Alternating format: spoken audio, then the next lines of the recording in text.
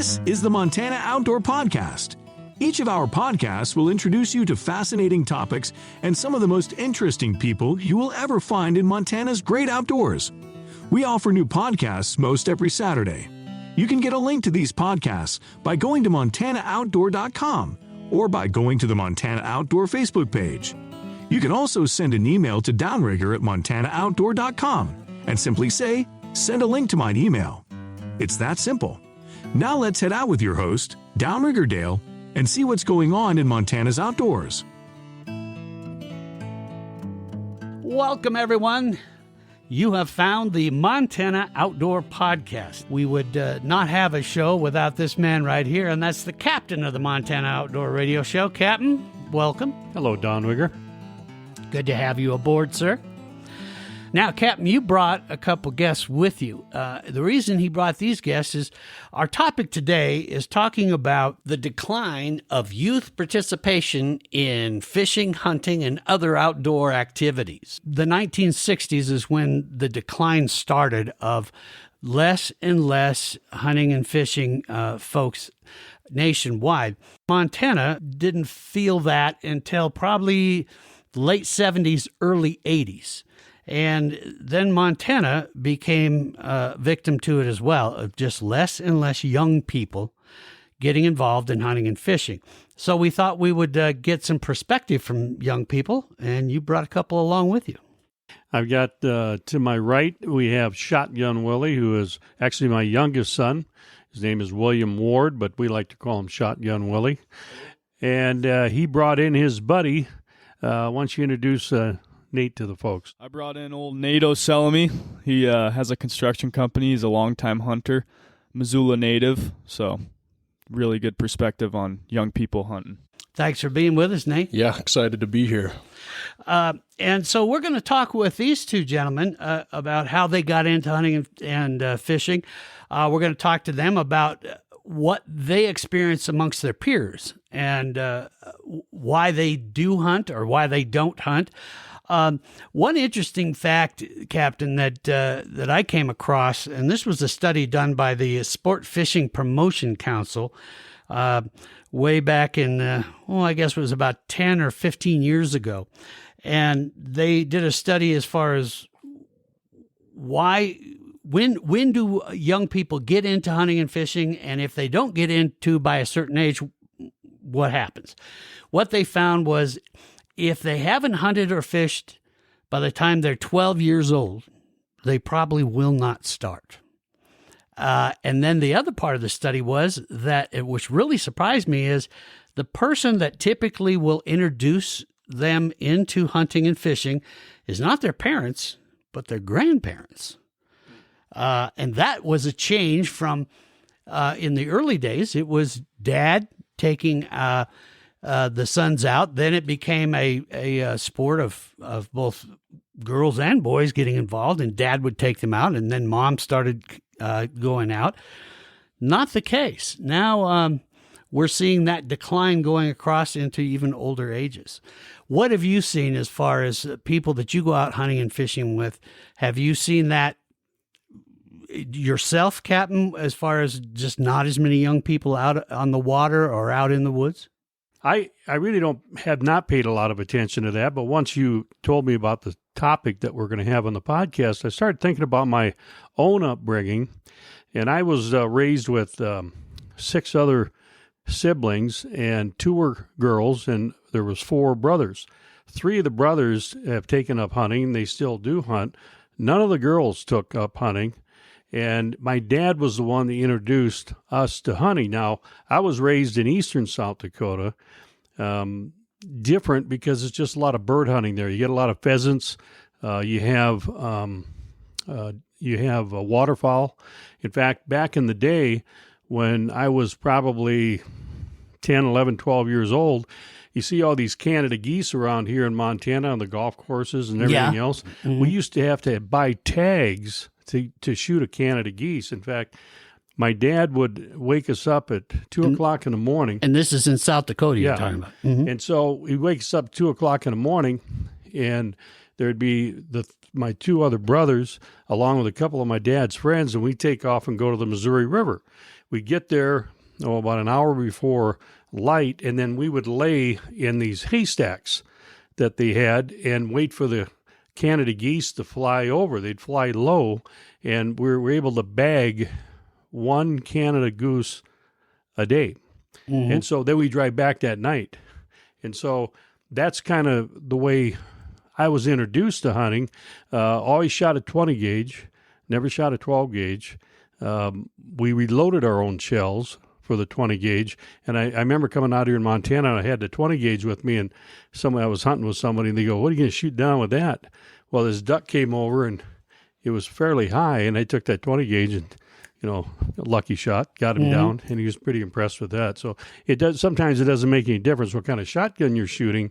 It's where you got to hit the bird anyway. So your dad was the one that got you going. yes, he Now, was. see, I'm one of those where the grandparent got me into it. So sharing my story as far as how I got into it was my grandpa, my mom's dad, was the one that introduced me to it.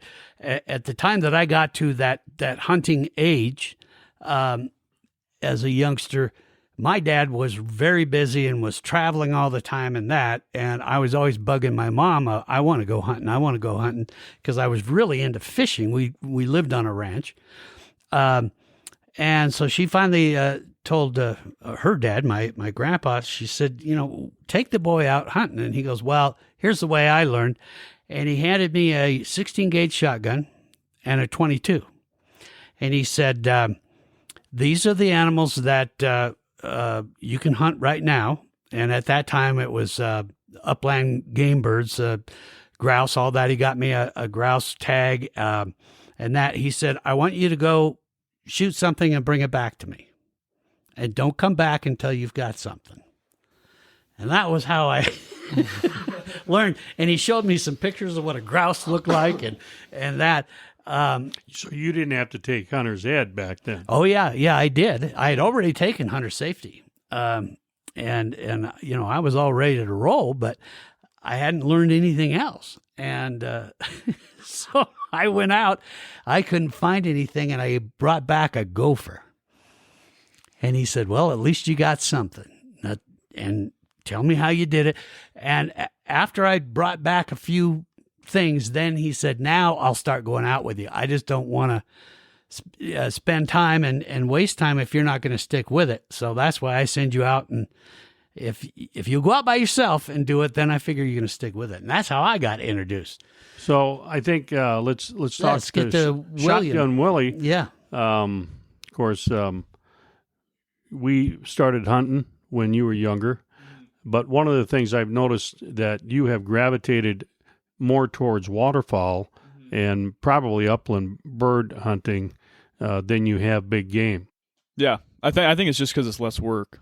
And so, like, during high school, I just had other interests like weight training and jiu-jitsu, and I feel like sports collided with, hunting season a lot. But, waterfowl, you can kind of just go out, chill with your buddies. You don't have this big, lengthy process of all that jazz. Take us through the first time you ever hunted anything. First time. How did that go?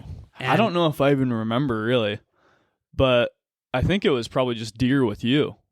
And I mean, the first season, we kind of got skunked for most of the season, and didn't really get a proper shot at anything. And towards the end of this, I think it was like the weekend before the end of the season, like closing.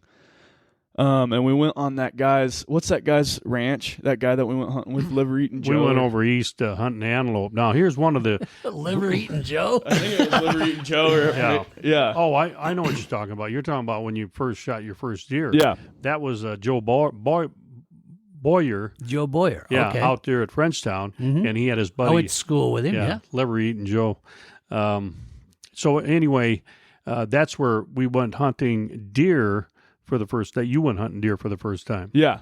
Now, was that something you wanted to do, or did your dad have to give you some prodding to get into it? I think it's something that I didn't necessarily want to do it, but it's not like he forced me to do it or anything. Mm-hmm. It was more of like, you want to be like your dad. You want to be like, and so I think, like, obviously if I didn't have that influence of, my dad's a huge hunter and fisherman, probably would have never gotten into it, just chance Right.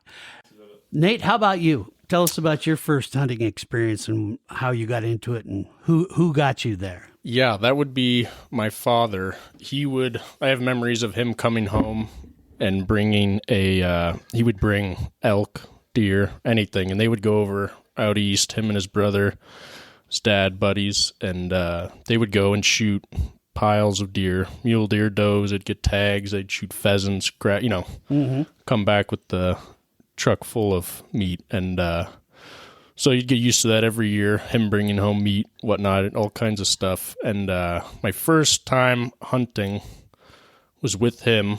My first animal was a little 2x3 buck in velvet, opening day archery, sitting under an apple tree, and that was with the bow.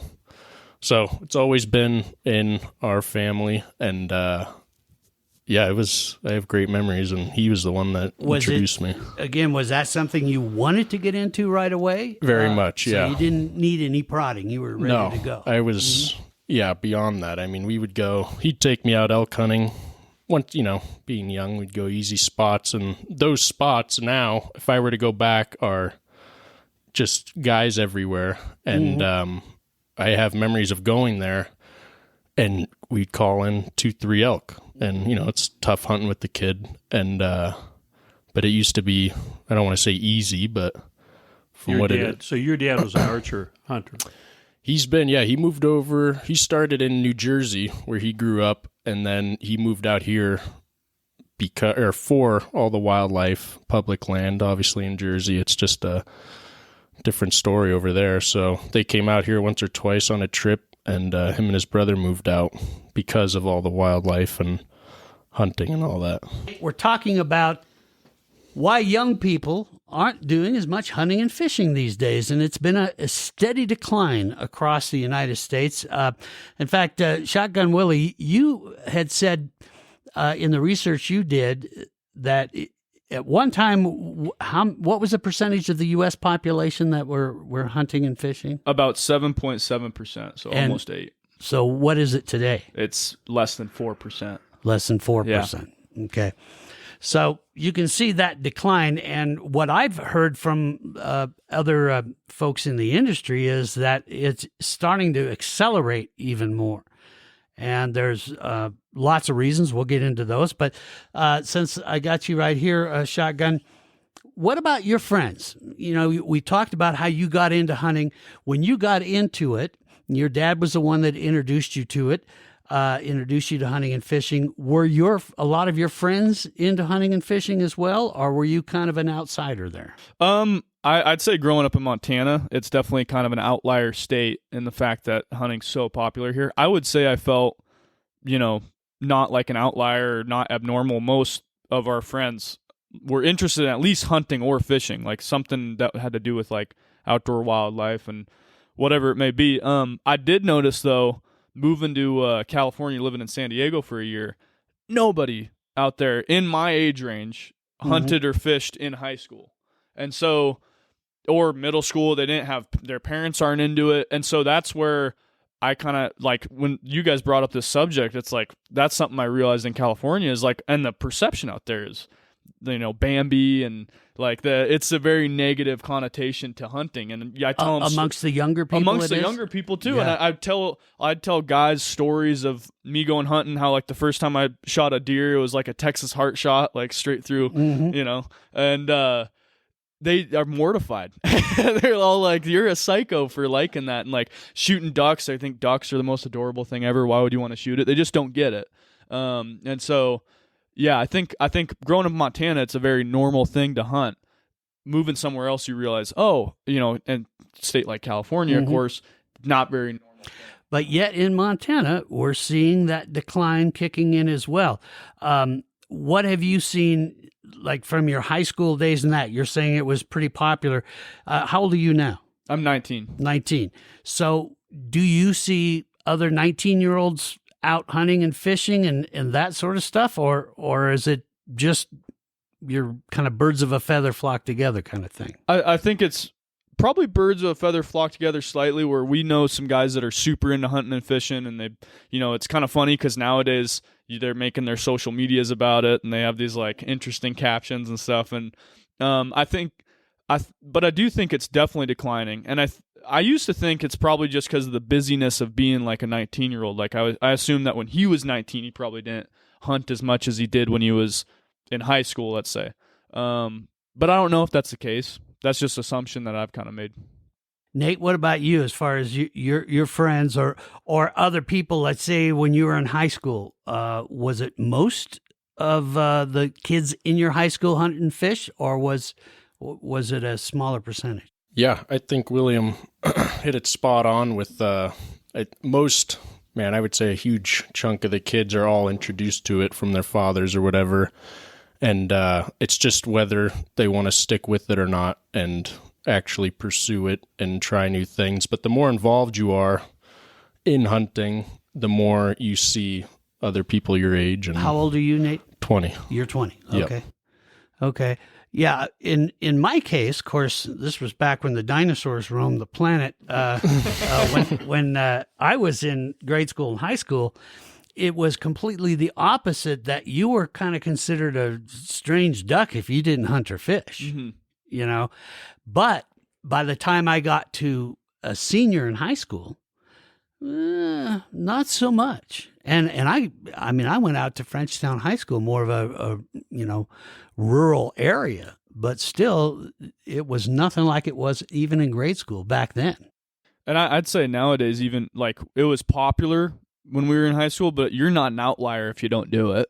You know, it's not like people, I don't know, poked fun at you or right. It's not like you felt like a weirdo. It was just, I think our group of friends specifically, we all kind of were into hunting and fishing. Yeah, you would see also parents, dads, and I'd say more commonly with their daughters actually, pushing them to go out to get that experience with them. And a lot of times they do it once or twice and either have a bad experience, never do it again, or, just kind of do it, kind of not go out when they're, forced to do it. Thanksgiving How Day. many of those girls would you say, though, actually stuck with it, like now? 0. Even my sister now is 24, and she, starting out, loved hunting. Shot a bear with her bow, just loved it. And then once she got out of high school, it was every year it was harder and harder to get her to go. And now it's rare, really rare for her to go out with us. So, Captain, now you have a daughter.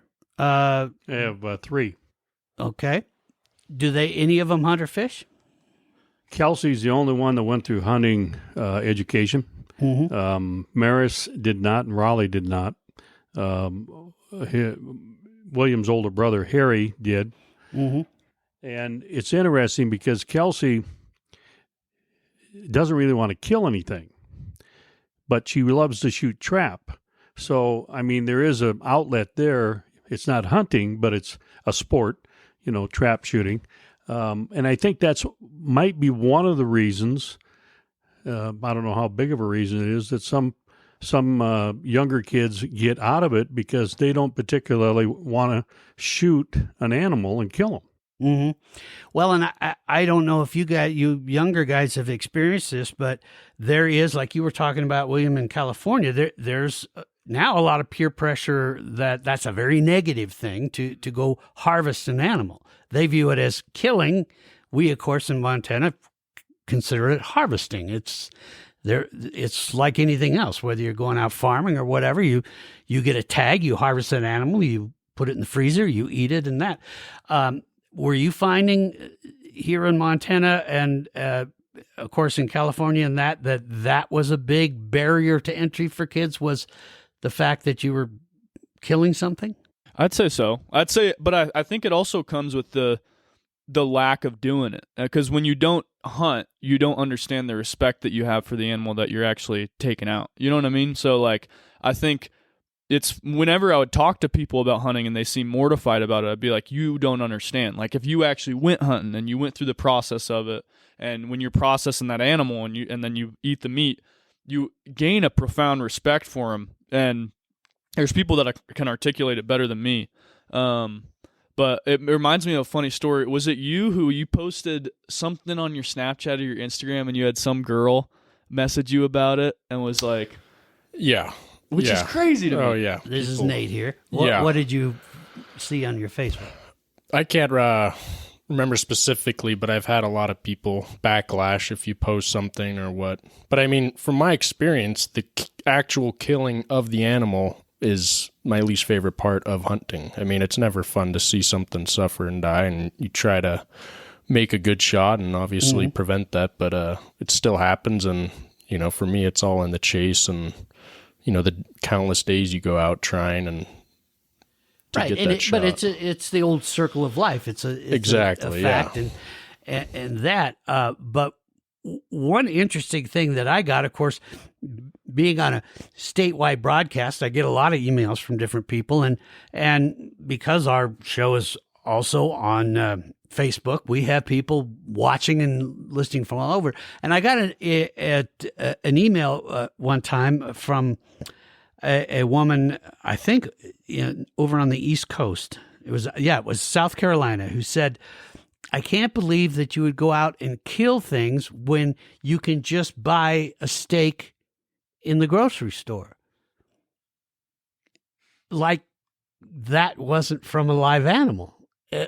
So you see what I'm saying? How about you, Captain? I mean, you've been doing the Montana Outdoor Radio Show for 24 years, coming up on your 25th year. Do you get responses like that? Not really. I use you to shield the folks that. I was going to say, you just forward your email to me and then you don't read it. I will say this. When I was a young boy in South Dakota, we hunted a lot of pheasants. We hunted a lot of waterfowl. The deer season was only 10 days long, and you had to draw a tag. So I never really got into deer hunting, but the reason why I never got into deer hunting as much is because it's like, well, maybe for me it's not one shot, but I mean, it's like one shot, where with waterfowl, you have many opportunities and many days to hunt. And I thought, subconsciously, maybe I thought I'm not going to really concentrate much on deer. In fact, our dad, I think we just used one rifle between all of my brothers. Yeah. We never, pretty common. Yeah. Yeah. And so, but then when I got out here in Montana, and I left South Dakota when I was 18 years old. And so when I got out here in Montana, I think I was probably, the first stint was in 1976, and then I came back in 82. I was older, so I started developing hunting buddies, and we'd go out and hunt. And I learned a lot from those hunting buddies on deer and elk, and in fact, never really got into elk. I think I killed my first elk when I was probably in my 40s. I didn't do a lot of hunting of elk. I did a lot of duck hunting here, a lot of pheasant hunting, and waterfowl hunting. And same thing with Nate. He started bow hunting early on because his dad did.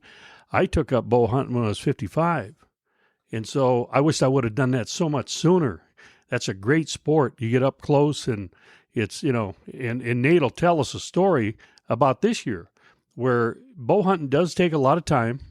There's no question about it. I know the good bow hunters they'll map out. They'll go, I'm going to take a week off, or I'm going to take 2 weeks off, because they know it's not going to be just you go out there and you get her done, You're listening to the Montana Outdoor Podcast. We've got the captain from the Montana Outdoor Radio Show, along with his son, William, and William's buddy, Nate. Nate, let's talk a bit about that, of the difference.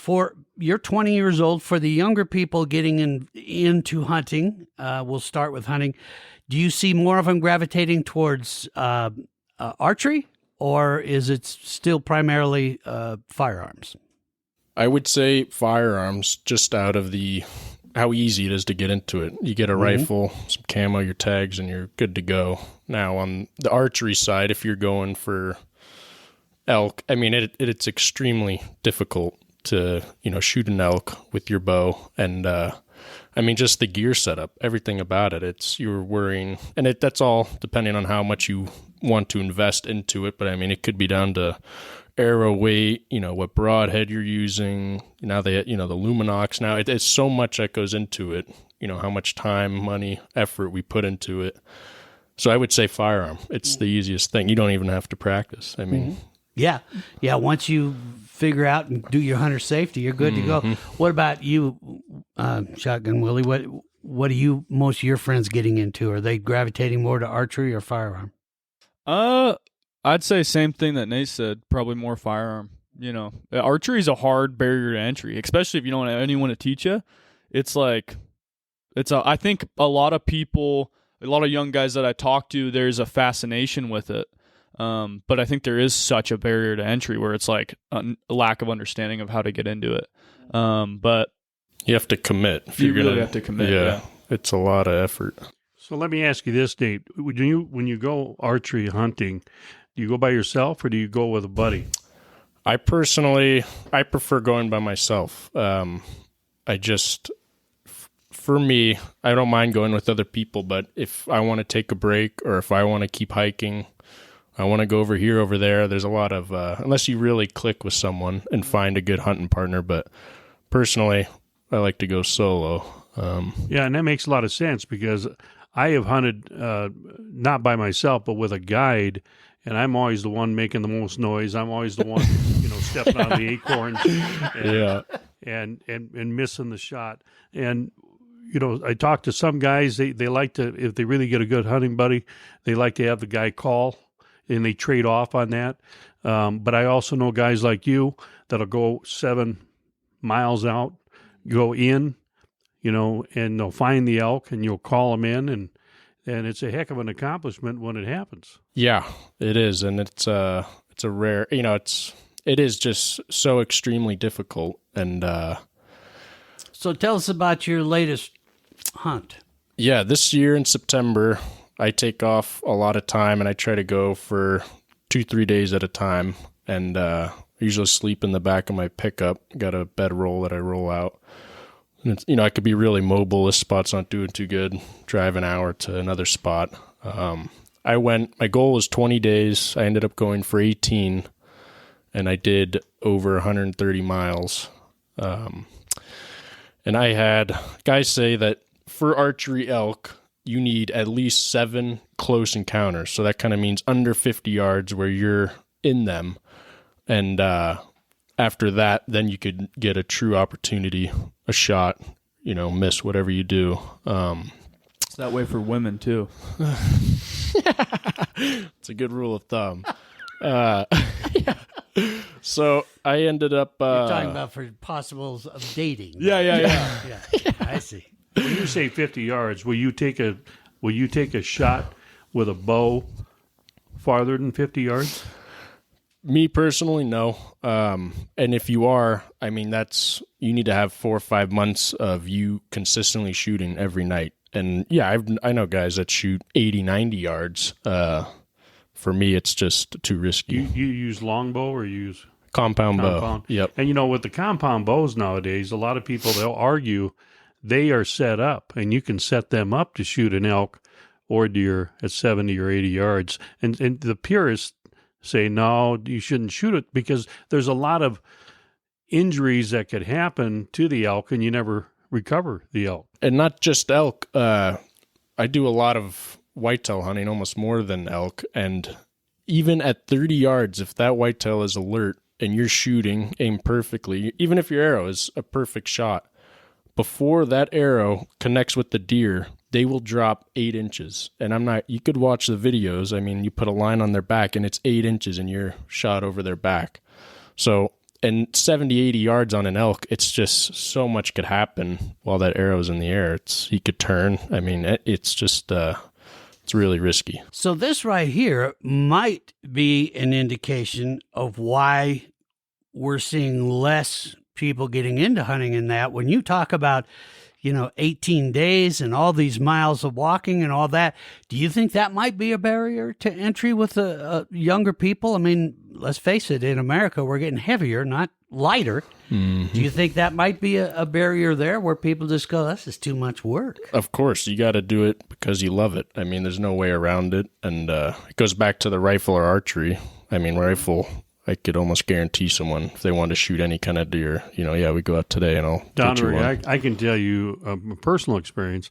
There's no way I could have picked up archery and did a reasonably good job at it when I was in my 20s, 30s, 40s. And finally in the 50s, I just decided I'm going to do it because you have to be disciplined, like Nate's saying. you got to spend the time to go out there and learn your craft.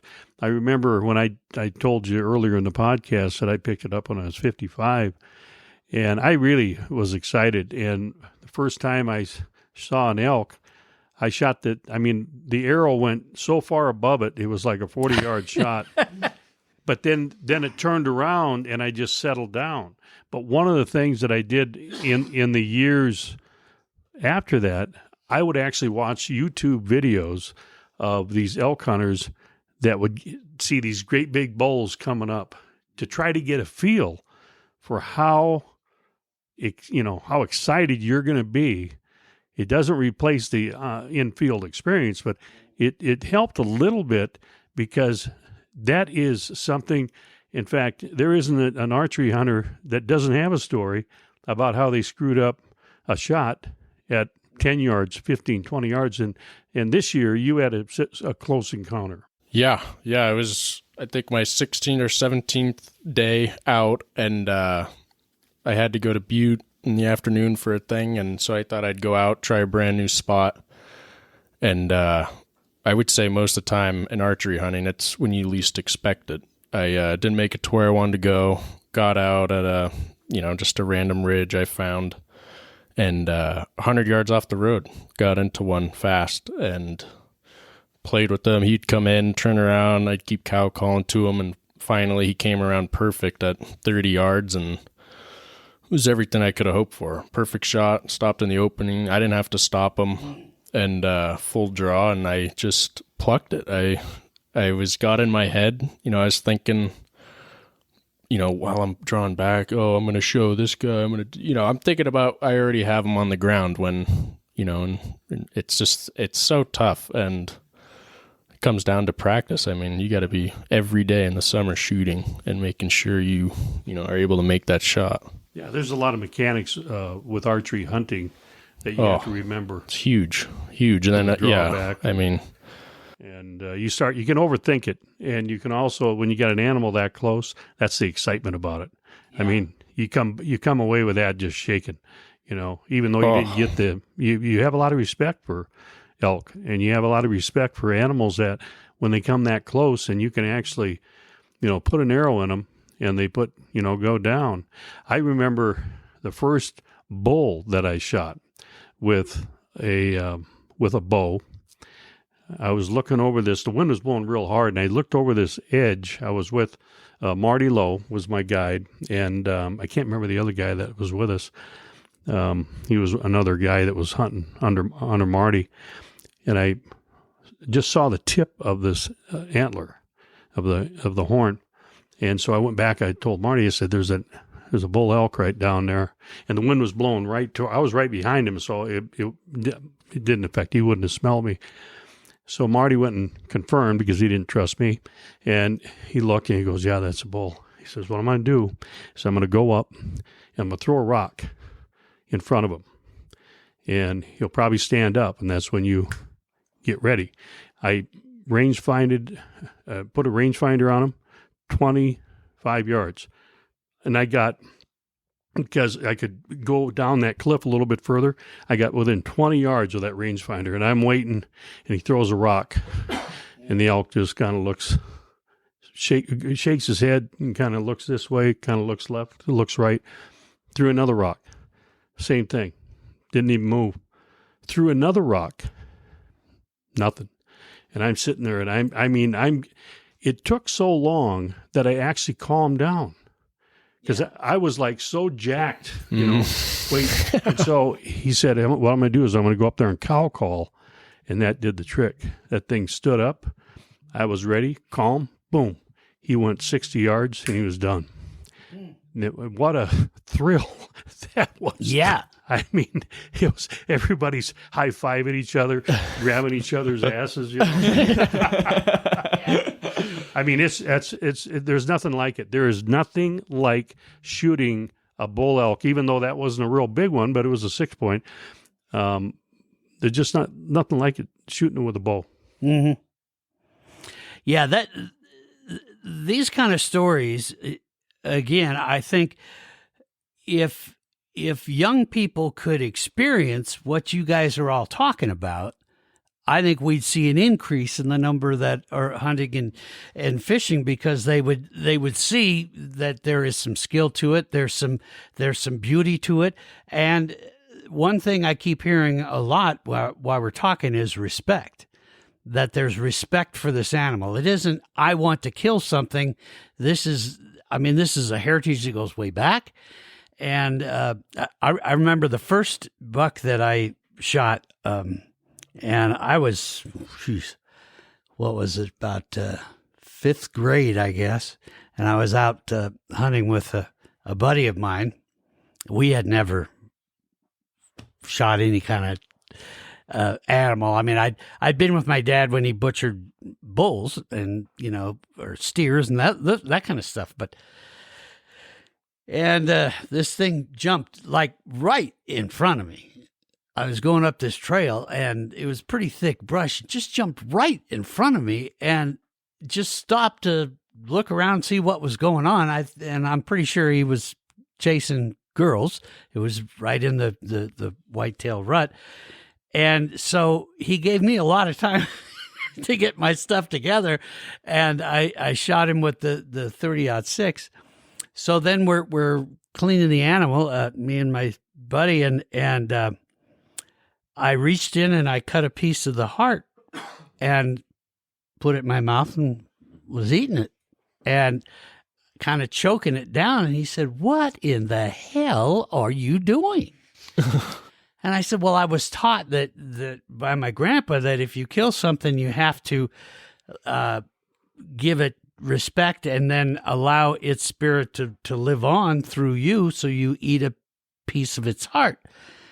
And he said, "That is the dumbest, craziest thing I've ever seen." But I mean, that's how I was brought up. And that was it. But one thing we did, even as time went on and we shot more, animals throughout our hunting years, it was always a bit of quiet time after you've taken that animal down, that you show that respect and well, I've seen you in the bakery department. You do the same thing with a tray of glazed donuts. You got to pay respect. Live through you. I want that spirit to live through me. Yeah, and if you look at me, they are. All of them are living right through me. Let's get into it a little bit on the fishing side, Captain. You and I spend a lot of time in the summer out on a boat together. It is, I think, probably one of the more fun things that you'll ever do. You get a good fishing buddy, you get to know each other, and you're out doing that. But one thing I've noticed, Captain, when we're out on the boat for hours and hours a day, I don't see hardly any young people. Well, they're out there, I think, Rigger. I mean, I know a lot of people, like we fish a lot at Fort Beck, and there's a lot of anglers over there that they'll bring their kids out and make a point of it in that part of the country. I know some people in western Montana that will introduce their kids to fly fishing, and Doug Stewart's one guy that comes to mind. He would take his kids floating every weekend. I was lucky enough to be invited along with him. So I don't know about the numbers. I would assume that numbers of fishing are probably not as drastically down percentage-wise, but I don't know, than they are of hunting, just because it's easier to fish. Yeah. And one of the things I made a note of is cost and access are two major obstacles for hunting.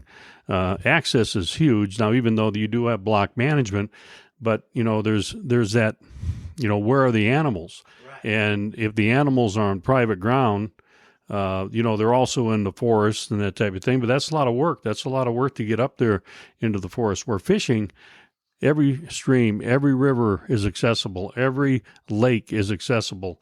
You can sit at the bank and throw a bobber out, or you can go into a boat. There's guys that have boats that are in the $100,000 to $130,000, $40,000 range, and it's whatever you want to do, you're able to do it. And I think you have a little bit more flexibility with fishing. And it's interesting you brought that up, because my dad did not take us fishing very often. I remember one time we had we're on the shores of the Missouri River over there in the central part of South Dakota, and I could just hear him cussing under his breath because every kid, the reels that he gave us, we had them all screwed up, and he was spending more time. And when you do that, you have to get your mindset. If you're going to be a mentor, you have to get your mindset. You are not going to do any fishing yourself, and your job is to, not get mad, but to help whoever you're trying to introduce to the you're sport. an educator and you're an encourager. And again, my grandpa was the one that introduced me to fishing. But the interesting thing that he did with that, same kind of a deal like with hunting, he gave me a bamboo pole with a line tied on the end of it. That was it. And there was a fly on the end of the line, and he said, "Bring me back a fish." And if you stick with it and bring me back a fish or two, then I'll take you out and we'll get serious about it. And but I always ask him, how come I don't get a pole with the reel and all that? He said, because I don't want to spend all my time untangling it. This is all you need for the crick is just a bamboo pole and a line tied on it, and you can figure out how to get that fish in and that got me going. But I went bonkers over it. I thought it was the neatest thing that you could do. One of the greatest guys I ever hung around with was old Walleye Wayne. He was a real he was a grandpa figure, and my oldest son Harry, we'd take him fishing to Fort Peck, and when we went out fishing, we left at 7:00 in the morning. We never came back till probably 7:00 at night. That's a long time to take a kid out, and he was like 9 years old, 10 years old. Well, Harry would, just to pass the time of day, and I always fished in the front of the boat and the bow of the boat, so I was away from Harry and Walleye, and Harry would go through Walleye Wayne's tackle box, and he'd say, "What do you use this for?" And Walleye, I was so patient, he'd say, "Well, we use this deal, and we do this, and you can, do it this way." And he says, "Well, what do you have these little ketchup bottles in your tackle box for?" And Walleye like Wayne a little says, ketchup packet? yeah, little packets of ketchup. Mm-hmm. And Walleye Wayne says, "Well, Harry, when you're out here, you never know when you're going to break down and get stranded. And everything tastes good with ketchup on it, including night crawlers." And so I was listening to that. I thought that was pretty clever. In fact, I still tell that story today to people who would, just to tell them, sometimes you have to have a lot of fun. And Walleye had that ability. I mean, he would be able to talk to people and teach them. I think my patience aren't as good in that regard. I can attest to that. Yeah. And, it's like, and this is interesting because William, who's my youngest, I haven't fished hardly at all with him. And I think, we used to go up to Flathead Lake. We'd fish for like whitefish, maybe some perch. But, most of my fishing was done in Fort Peck. Well, it's tough when he's in high school or tough when he's a junior high or in grade school because he's got practices. He's got this, he's got that. He can't take off a number of days to go with me because I'm over at Fort Peck. So, it's just different circumstances. So, William, let's talk about your fishing. Which do you prefer, fishing or hunting?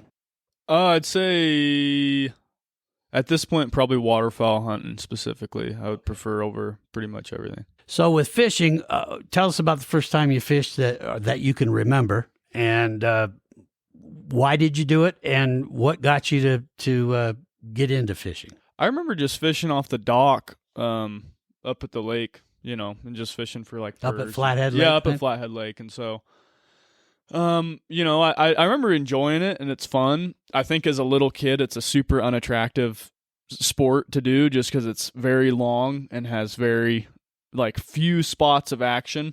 But when you get into it, it is pretty fun, especially when you get into some good fishing. I'd say in middle school and then through high school, river fishing was what we were kind of all into.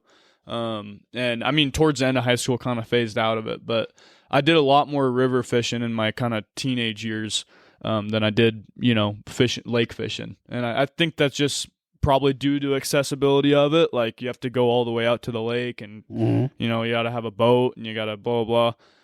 Meanwhile, like a river or a creek, you can just go throw a spin lure in it and it's like game over, you know. What about you, Nate? Personally, I'm more of a fly fisherman, but I've done deep sea fishing, you know, once or twice, and I've never truly gone out on a setup like the captain has here and, you know, caught walleye or anything like that. So I can't speak on that. But fly fishing, yes, I think it's a challenge like archery, and it's a lot of fun. All the streams and I think I probably would not have got into fishing had I not started out fly fishing because of that accessibility. Because in Montana we have so many streams and rivers. I mean, I grew up where the Rattlesnake Creek ran out down our backyard when I was very young, and that's where I first started fishing. So you could just get home from school and go do it. And then later in life, when we got into ranching and I moved out to the ranch and all that, well, then, I mean, there's a stream everywhere, a reservoir, you know, all that. So did a lot of your friends fish as well? Was that something you did with friends when you were growing up in grade school, high school, that sort of thing, Nate? not a lot. I mean, maybe a handful of times. We would go every year. I'd look forward to going. It'd be my dad, his brother, and his son, and we would go up to Canada, up to Fernie, which is only a 5-hour drive from here, and it's, I mean, just gorgeous. And we'd fish the Elk River, the Wigwam, Shell Creek, and it was up there. Everything is regulated, or at least on the river, you have to buy a license, and it's, you know, once there's a certain amount of people, you know, you can't fish it. So the fishing up there is phenomenal, fly fishing wise. So no, to answer your question, I don't know many people that are into fishing. I would actually say more people our age are into hunting. Mm-hmm. Mm-hmm. You know, back in 76, when I was in Bozeman, that was the first time I was there, and I was working midnight to 6 on the air, and I'd stay up and I would sell radio advertising during the day. And when I had any spare time, I'd go to the bar. And so my dad and mom visited me. And I knew when my bar tab was $200 after a month that back then that was a lot of booze. Either I was drinking a lot or I had a lot of friends that I thought I had, and I was buying them drinks. It was probably the first reason. So my dad comes out and visits me with Mother, and he goes, "You know what? Let's go fishing." I said, "Where are we going to go fishing at?" He didn't bring his boat with him. So we went down to Hebgen Lake and went on the shore and caught some nice rainbow trout. He says that's how simple it is. I guess he had brought his own fishing rods with him, and it taught me that, you know, maybe there's a little bit more at that age to having some fun and time off rather than, you know, going to the bar and drinking gin and tonics till you can't see straight. Mm-hmm. Well, and then we found that you can merge the two. You certainly can. Yeah. And you can have a few drinks and fish. I would like to ask these two go guys ahead. a question. I always think, you know, our generation, we never had cell phones when we were their age. And we always think that, you know, it's kind of like our dads would say, we never had this when they were our age. You know, always saying that, you know, that's the reason why you are who you are. I'll direct it first at Shotgun. What do you think? What's your personal opinion on cell phones? Has it hurt the technology of a cell phone? Has it hurt the activity of spending time outdoors? I think 100%. I think it's hurt the activity of spending time outdoors. I think it's hurt the ability to even pursue anything for a long-term goal. So if you look at like how a phone is going to affect a young person and how they kind of pursue things, it's these little like hits of dopamine. You know, you get likes on Instagram or you get comments and etc. You play games on your phone, and it's all within the course of minutes. You're getting these little hits. It's kind of just like going to McDonald's instead of making a good meal, right? And I think that short-term we can pleasure. forget about them being a sponsor of this podcast. Yeah. But, I think that short-term pleasure and that consistently, you have this thing in your pocket all the time.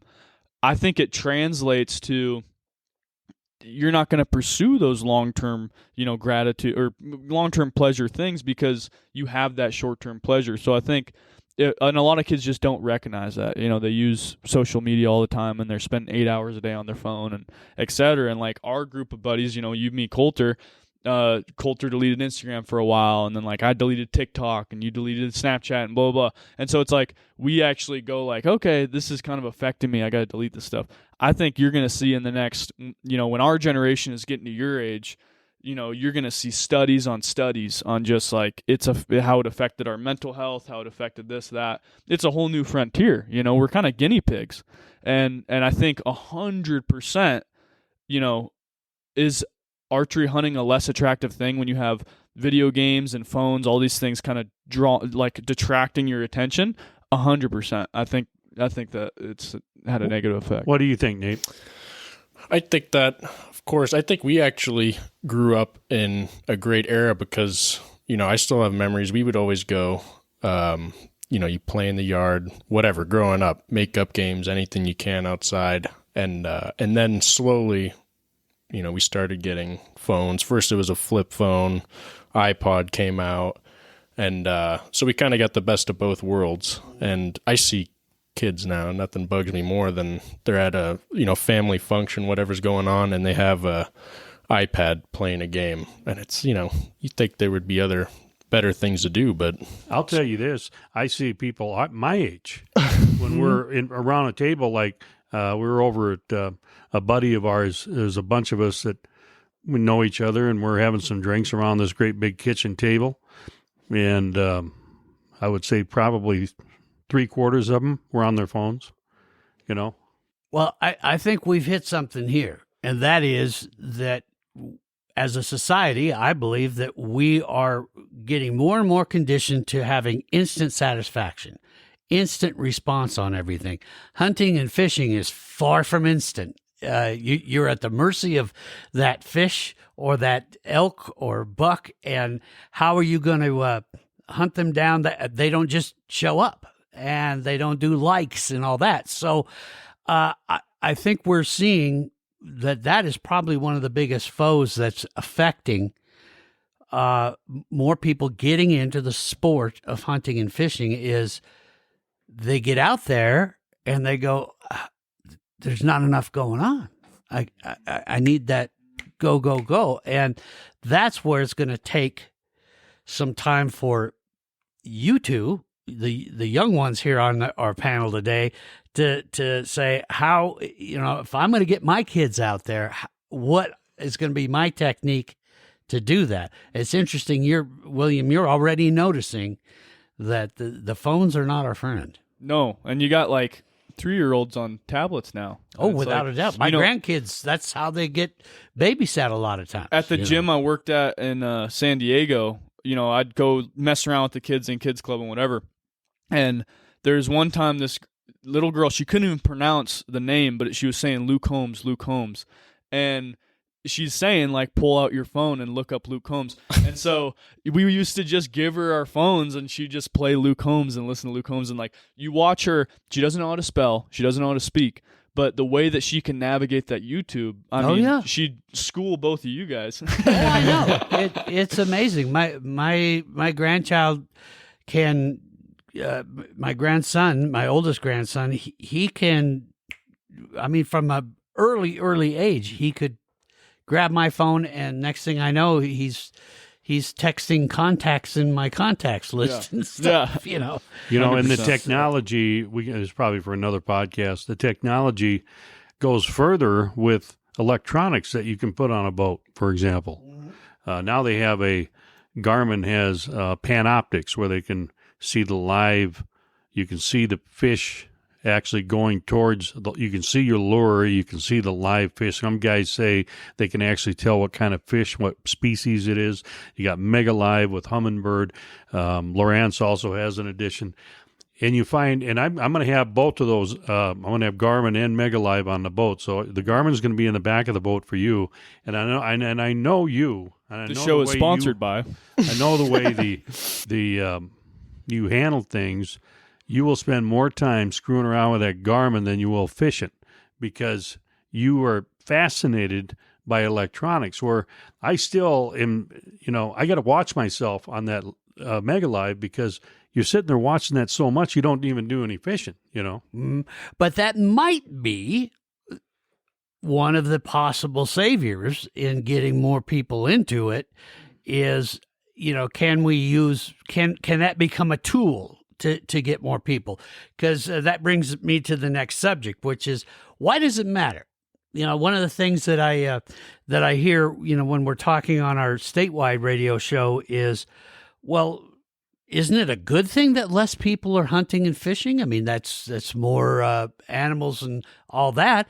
Well, no, actually, it's a very bad thing that a lot of people don't realize. That all the wildlife management in Montana, and really most all other states, is not supported by taxpayers. It's only supported by hunters and fishermen.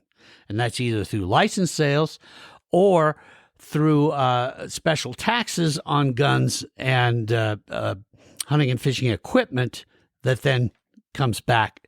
And without wildlife management, you're going to see less and less wildlife, because it costs money to stock fish, to keep up and make sure that, our habitat is right and all that. So that leads us to why that's important, because having less people hunting and fishing can actually hurt your odds of having a good hunt or fishing, William.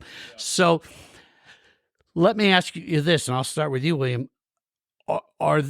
What would you do as a way to get more young people like yourself and younger to get into hunting and fishing? What are you going to try to do? I'd say if I was going to take an approach to it, I think utilizing like social media. And I think you're naturally going to see that, because you see, you hear, Joe Rogan talks about jiu-jitsu, however many years ago on his podcast, and how he's doing jiu-jitsu. Now jiu-jitsu is tenfold bigger than it was, right? And so same thing with weight training. You're seeing like these kids on TikTok and stuff are making these weight training videos about their transformations. Weight training has exploded in popularity amongst kids my age. And so, meanwhile, like when you guys were younger, I don't know if weight training, it was probably semi-popular, but was it a little bit taboo, or was it, everybody kind of lifted weights? Yeah, well, I was on the wrestling team, so weight training was a big part of it. Yeah, and I mean, I've seen photos of you when you were 19, Dad, and I don't know if there's too many weights being lifted. I was By the way, I still kick your ass. Nate, what are you going to do? Man, it's it's tough to say, because obviously videos and stuff, like Mark was saying, they could see what happens, but when you are in that situation, I mean, when you have a bull elk, whatever, 10 yards away from you bugling, it's such a different kind of, I don't know how I would do it. I think trying to take people out and having great success, But you know what, Downrigger, it's a push-pull deal, because, and it's, you want to have more people hunting and fishing, younger, but on the other hand, if you go out to someplace and you're going, like Nate said, you go to the spots where you used to go, your old man used to go, and there's a bunch of people already hunting and fishing there, or wherever the case may be, you start going, there's too many people hunting and fishing. I've had residents of Montana, one of the things they really do complain about are the out-of-staters coming in, and from Washington, and some of them coming in from Oregon. Oh, Minnesota this year, I've seen so many out-of-state plates. And so, but then people don't realize that money, or at least a portion of their money, the licensing fee, goes to block management. So absolutely, big time. It's paying the freight, so we all get to do what we do. So yeah, it is a push pull, but it's very important to do, and I know that it is going to be up to us to figure out how we change this problem, because the problem is going to get worse. And what's going to happen is, organizations like the Fish, Wildlife, and Parks are going to say, we can't afford to do this. Well, now you got a real problem, because now your wildlife isn't going to get managed. And that's when you're going to see more of people that don't understand hunting and fishing that say it needs to be stopped. They're going to be able to make that case even more. But are you relying on the percentages? For example, you're saying a percentage was 8% back in the 1960s. It's 4% now. Is that what Below you said, 4%. Chuck? Okay, but there's more people. So the percentage of 4% probably represents more people. Now we're also talking the United States. We're talking about the contiguous United States, I assume. It would be interesting to get the figures from Montana and see what that percentage is, because I think in Montana and in South Dakota, because there's less urban areas, we don't have a great big city, there are probably more percentage-wise hunting and fishing done by residents in this state. And it would also be interesting to see on the hunters' education program if that enrollment has declined over the years. And that's going to be in our one of our next podcasts. Is we're going to get into that, and we're going to talk about one, what are some of the organizations doing to get more people involved? Two, what are the numbers, and how does that equate out? And give you a little hint. It's not good. It's getting really tight, and that's something we all need to be aware of and look at. One on a good side of it, before we leave here, on a good side of it, one incredible idea that I heard, and this was by one of the outdoor organizations that is starting a campaign to get kids and older people together and match them up and get out and go fishing and that. So that literally going to rest homes, retirement centers and that, and saying, hey, do you miss fishing? Well, we've got some young kids that are, single parent families or whatever. They'd like to learn. Do you want to come out and do that? And we pay for the tackle, we pay for the license, we pay for all that. Just take this kid fishing and teach him how to do it. And I think that's just a fantastic idea, because it gets our seniors out and it gets the young people to do something more than stare at that. Have you heard of the organization Casting Shadows? No, I have not. I know a few people involved with it, and I believe, from what I understand, I'm kind of talking on my butt here, but it's just you sign up and you can be a mentor to multiple kids who want to get into fly fishing, or I think it's mainly fly fishing, but I think fishing in general. And they take the kids out and provide them with rods and stuff like that. There was a guy, the fish guy, that's what he went by, Les Rutledge. He would go to schools and he would put on fishing. I wouldn't call it a clinic, but he'd talk about fishing and how to get into fishing. Then at the end of the season, in the spring, they'd go out to Frenchtown Pond. This is locally. And Les would be, if he's even around anymore, he would be interesting to see the obstacles he went up, because I know there were some hurdles that he would have to, even to get into the schools. Yeah. Just talking about fishing, and he'd have to, pay. And that was sponsored, I believe, by Montana Fish, Wildlife, and Parks. Mm-hmm. And I think we're going to see more of that, and I hope we do, because the more we as a unit does. Anyway, let's go around the table. Any last thoughts or words, and then we'll scoot on out of here and let folks get to another great podcast. Start with you, Shotgun Willie. Last thoughts on this topic. I think to get more people out there fishing and hunting, share this podcast with your friends and family, so they could hear some awesome hunting and fishing stories and maybe gain a little love for it. I like that idea. Captain, what about you? Well, I think Shotgun's got a good idea, and I think that what you might want to do is just take a look and maybe in 2023 make some goals New Year's resolutions, if you want to call it that, maybe take up fly fishing or take up some sort of fishing, maybe take up some sort of hunting. And, maybe you get your kids, if you have kids, get them involved. Mm-hmm. Nate, any last thoughts? Yeah, I think, man, for people that are into hunting and fishing, I feel like everyone knows someone in their life that at least wants to get into it or give it a try, something new. So maybe make an effort to bringing them out and trying to show them a good time to get them into it. Mm-hmm.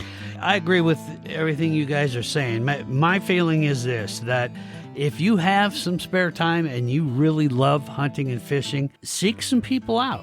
That kid that's standing on the dock and watches everybody go out or whatever, invite him out on your boat. We as human beings out here, we got to start taking care of each other.